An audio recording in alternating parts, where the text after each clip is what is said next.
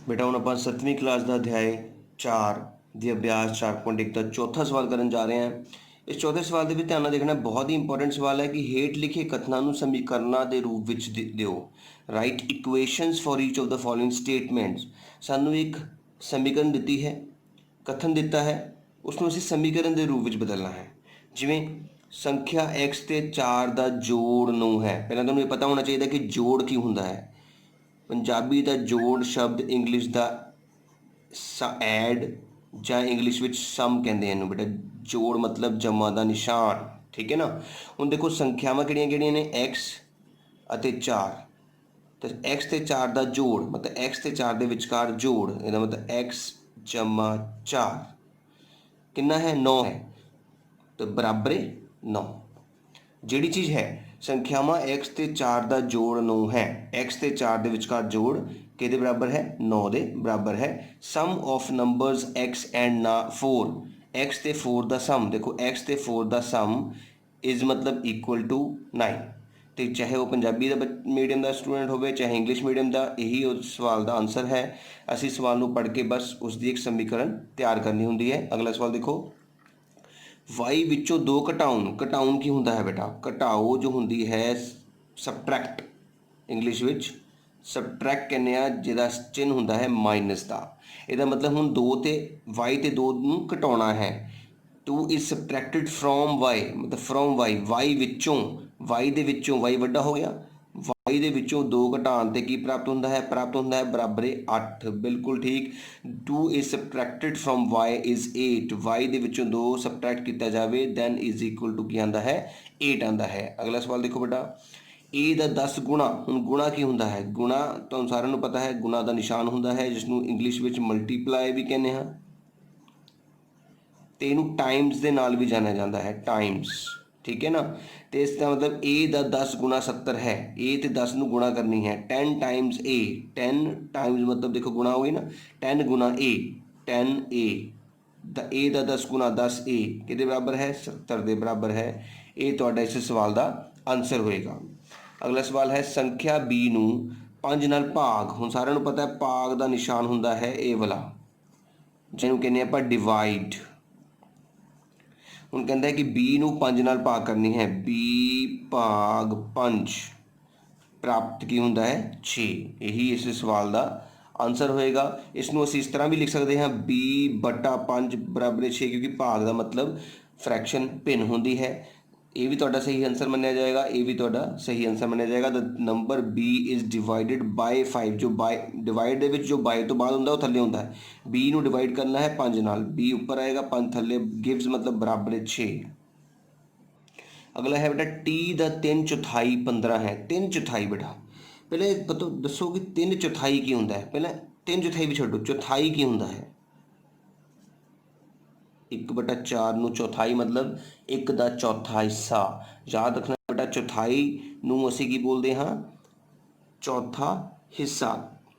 3/4 की हो जाएगा फिर, 3 गुणा चौथा हिस्सा, 3/4 मतलब 3/4 मतलब 3/4। इसनूं ध्यान रखना है, कदे भी 3/4 आ गया तो 3/4, 2/4 आ गया 2/4, 5/4 आ गया 5/4। चौथाई का मतलब 1/4 होंदा है, जिहड़ी अगे रकम लिखी है वो नाल लगनी है। इसका मतलब टी दा मैं तुहानूं दस्सिआ सीगा गुणा होंदा है, दा दा मतलब की होंदा है जां ऑफ, इन्हां दा मतलब होंदा है गुणा। टी दा 3/4, टी गुणा 3/4 किहदे बराबर है, 15 के बराबर है।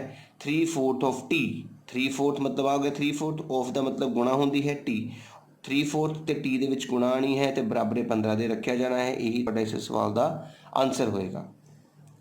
एम का 7 गुणा, एम का 7 गुणा, दा मतलब गुणा होंदी है, एम गुणा 7 हो गया ना, एम का 7 गुणा, एम का 7 गुणा अते 7 का जोड़, अते मतलब अगे होर भी करना है, जोड़ भी करना है। कितना जोड़ करना है, 7, तो तुहानूं कितना मिलता है, 77। बहुत ही सौखा है बेटा, एम का 7 गुणा, जिदा कह रहे हैं एम फिर दा मतलब गुणा 7 जोड़, फिर जोड़ आ गया 7, एम गुणा 7 जमा 7 दिंदा है, कितना दिंदा है, 77 बराबर 77।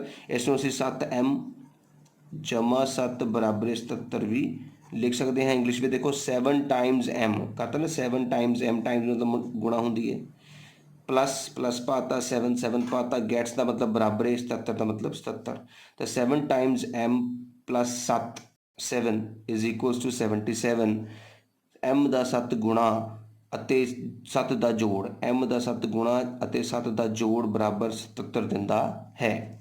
7ਵਾਂ ਸਵਾਲ ਦੇਖੋ ਬੇਟਾ एक संख्या x की चौथाई चौथाई आ गया मैं तुहानूं दस्सिया सी चौथाई जिहड़ी हुंदी है वो सानूं की हुंदी है 1/4 हुंदी है।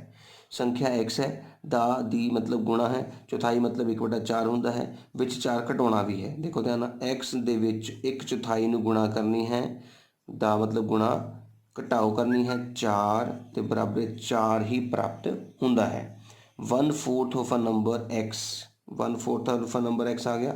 मैं कहती जो भी तेन 1/4 ऑफ 3/4 आ रहा 3 गुणा 1/4 करना है तो 1/4 ऑफ x का मतलब है x गुणा 1/4 -4 गिव्स मतलब बराबर है 4। एक संख्या की चौथाई विच 4 घटाना है एक संख्या x की चौथाई विचों घटाना है 4 प्राप्त होंदा है 4। ये तुहाडा आंसर होएगा इस सवाल लई। अगला सवाल देखो जेकर तुसी y के 6 गुणा विचों y के 6 गुणा 6y वाई का 6 गुणा 6y विचों 6 घटाया जाए विचों 6 घटाता तो 60 प्राप्त होता है। बहुत ही सौखे तरीके नाल सवाल नूं पढ़ो। इफ़ यू टेक अवे मतलब माइनस करना ध्यान रखना है टेक अवे का मतलब माइनस होंदा है 6 मतलब 6 माइनस करना है पर किहदे विचों 6 टाइम्स वाई मतलब 6 गुणा वाई चों तो 6 वाई दे विचों 6 घटा के सानूं की मिलता है 60। तो कई बार बेटा इंग्लिश मीडियम की स्टेटमेंट पढ़ के जो तुहानूं नहीं भी पता लगता पाया कि वो की कह रहा है तो तुसी उसे वेरे उसे दी पंजाबी वर्जन नूं जरूर पढ़ के अपनी इक्वेशन बना लेनी है जिस विच साफ साफ लिखा होंदा है कि वाई का 6 गुणा करो 6 घटाओ तुहानूं 60 मिलेगा। तो इस तरह असीं बेटा दित्तियां होईयां तथ्यां नूं समीकरणों के रूप में बदलिया है। ये बहुत ही इंपॉर्टेंट सवाल है पक्का एक बारी आंदा ही आंदा है बेटा। जेकर किसी बच्चे ने अजे तक मेरे चैनल में बेटा सबसक्राइब नहीं किया है तो जरूर कर दे ताकि मेरी अगली एक्सरसाइज की जो वीडियोज़ ने उन्होंने अपने फोन के नोटिफिकेशन के रूप में देख सके। मेरा नौवां सवाल देखो जेकर तुसी जैड के 1/3 विच जैड का 1/3 जिद्दां चौथाई से उदा ही तिहाई तिहाई की होंदा है तिहाई तुहाडे कोल होंदा है 1/3 इनू कहने 1/3 जे 2/3 आ गया तो 2/3 समझ लगी ना। तो जैड का 1/3 मतलब जैड नूं 1/3 नाल गुणा किया गया 3 जोड़ो विच 3 जोड़िया गया तो तुहानूं 30 प्राप्त होंदा है। साफ पता लग गया जैड का 1/3 जैड गुणा 1/3 3 जोड़ो जमा 3 किया बराबर 30 प्राप्त होंदा है बराबर 30 लिख लिया। इफ़ यू ऐड 3 3 ऐड करो कि 1/3 ऑफ जैड विच देखो 1/3 ऑफ जैड विच 3 ऐड किया यू गेट 30। ये तुहाडा इस सवाल का आंसर होएगा। हुण बेटा असीं अगला सवाल 5वां सवाल करन जा रहे हैं जिहदे विच की होएगा हुण तुहानूं इस तरह दीयां समीकरणां दित्तियां गईयां होणगीਆਂ ते तुसीं इस तरह के तत्थ लिखने ने बिल्कुल उल्टा। हुण तुसीं समझ तो चुके हो कि किस तरह पंजाबी या इंग्लिश में लिखा जाता है कि असीं उसनूं समीकरण का रूप दे सकते हैं। इसी तरह हुण देखो साडे कोल समीकरण है P = 4 = 15 हेठ लिखे समीकरणों को साधारण कथनां के रूप में लिखना है। हुण तुसीं कह सकते हो कि P और 4 का जोड़ 15 है P विच 4 जोड़िए तो 15 प्राप्त होता है। कुछ भी लिख सकते हो ना if 4 is added in P then we get 15। अपने तरीके नाल अपनी लैंग्वेज विच कुछ भी लिखा जा सकता है बेटा। देखो असीं लिख लिया है कि P और 4 का जोड़फल 15 है। Sum of a number P and 4 is 15। तुसीं अपनी लैंग्वेज में चेंज भी कर सकते हो जो तुहानूं ठीक लगता है तुसीं लिख सकते हो। अगला भाग देखो बेटा m - 7 = 3 m विचों 7 घटाउण ते 3 प्राप्त होता है। m ते 7 का if 7 is subtracted from m gives 3 ਜਾਂ बहुत सारी चीज़ां असीं अपने तरीके नाल लिख सकते हैं बेटा। हुण देखो मैं लिखण लगा हाँ ध्यान नाल देखना है। देखो असीं लिख लिया है कि m विचों 7 घटाउण ते 3 प्राप्त होता है the 7 is subtracted from m gives 3। अगला सवाल देखो ध्यान नाल साडे कोल है m/5 = 3 असीं लिख सकते हैं कि m का 1/5 देखो m नूं गुणा किया है 1/5 नाल m का 1/5 3 है लिख सकते हैं ना। देखो असीं लिख लिया है संख्या m का 1/5 3 होंदा है पर एक स्टूडेंट ने एक होर चीज़ सोची वो भी ये लिख सकता है कि m नूं 5 नाल भाग करन 3 प्राप्त होंदा है। इस तरह लिख दिओ m डिवाइडेड बाय 5 गिव्स 3। किसी भी तरीके ਨਾਲ बेटा इक्वेशन बनानी है, ਅਸੀਂ समीकरण बनानी है जिस ਨੂੰ पढ़ के उसका मतलब यही निकले। ठीक है, ये नहीं सोचना कि बुक विच की लिखिया तो ਅਸੀਂ उसनू याद भी उस तरीके ਨਾਲ करना है। ਅਸੀਂ इस रकम ਨੂੰ देखना है कि m ਤੇ 5 भाग हो रहे हैं, तो इस करके m ਤੇ 5 ਨੂੰ भाग करके 3 मिलता है। m ਤੇ 7 घट रहे हैं, m ਤੇ 7 ਨੂੰ घटा के 3 मिलता है। कुछ भी लिखो उस तरीके ਨਾਲ लिखो जो ਤੁਹਾਨੂੰ दिस रहा है। चौथा है बेटा 3m/5 = 6। देखो ध्यान ਨਾਲ 3 ਨਾਲ गुणा हो रही है तो 5 ਨਾਲ भाग, तो तुसीं इसनूं दो तरीके ਨਾਲ लिख सकते हो। देखो m ਨੂੰ 3 ਨਾਲ गुणा करके 5 ਨਾਲ भाग करके 6 प्राप्त होता है। m ਨੂੰ ਪਹਿਲਾਂ 3 ਨਾਲ गुणा की गई, फिर 5 ਨਾਲ भाग किया गया तो 6 प्राप्त होया। जो सीधा ही m ਤੇ 3/5 ਦੇ ਵਿਚਕਾਰ ਗੁਣਾ ਹੈ ਨਾ, m ਦਾ 3/5 6 है। बहुत ही सौखा, जो भी ਤੁਹਾਨੂੰ ਤਰੀਕਾ ਵਧੀਆ ਲੱਗਦਾ ਹੈ, ਜੋ ਤੁਹਾਨੂੰ ਯਾਦ ਰਹਿ ਸਕਦੀ ਹੈ ਰਕਮ, ਉਹ ਤੁਸੀਂ ਆਨਸਰ 'ਚ ਲਿਖਣੀ ਹੈ। 3/5 ਦਾ ਮਤਲਬ of m is 6, ਜਾਂ 3 times of m, 3 times of m is divided by 5 gives 6। देखो p ਨੂੰ 3 ਨਾਲ गुणा करके 4 जोड़ रहे हैं तो 25 प्राप्त हो रहा है। ਇਹਦਾ मतलब संख्या p ਦੇ 3 गुणा ਵਿੱਚ 4 जोड़न ਤੇ 25 प्राप्त ਹੁੰਦਾ है। 4 added to, इंग्लिश ਦੇ ਵਿੱਚ बेटा ਜਿਹੜੀ जोड़ ਘਟਾਓ ਉਹ ਪਹਿਲਾਂ ਲਿਖ ਲਈ ਜਾਂਦੀ ਹੈ। 4 added to 3 times p gives 25। Punjabi ਵਿੱਚ ਸੰਖਿਆ p ਦੇ 3 ਗੁਣਾ ਵਿੱਚ 4 ਜੋੜਨ ਤੇ ਸਾਨੂੰ 25 ਪ੍ਰਾਪਤ ਹੁੰਦਾ ਹੈ। ਸੰਖਿਆ p ਦੇ 4 ਗੁਣਾ ਵਿੱਚ 2 ਘਟਾਉਣ ਤੇ ਸਾਨੂੰ 18 ਪ੍ਰਾप्त ਹੁੰਦਾ है।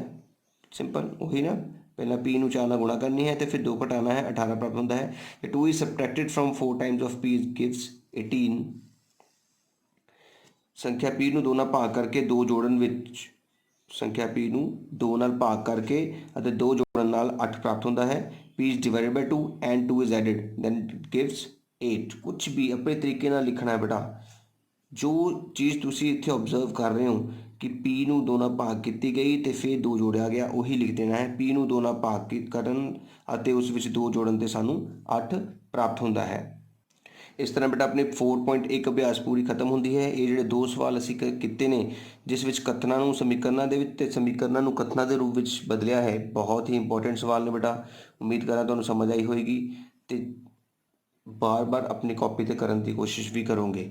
ਜੇਕਰ ਕਿਸੇ ਬੱਚੇ ਨੇ ਮੇਰੇ ਚੈਨਲ ਨੂੰ ਹਜੇ ਤੱਕ ਸਬਸਕ੍ਰਾਈਬ ਨਹੀਂ ਕੀਤਾ ਹੈ, ਬੈਲ ਆਈਕਨ ਨੂੰ ਪ੍ਰੈਸ ਨਹੀਂ ਕੀਤਾ ਹੈ ਤਾਂ ਜ਼ਰੂਰ ਕਰ ਦਿਓ, ताकि मेरी अगली एक्सरसाइज 4.2 ਦੀ ਵੀਡੀਓਜ਼ ਤੁਹਾਨੂੰ अपने आप नोटिफिकेशन के रूप में तुहाडे फोन 'ਚ हो सके।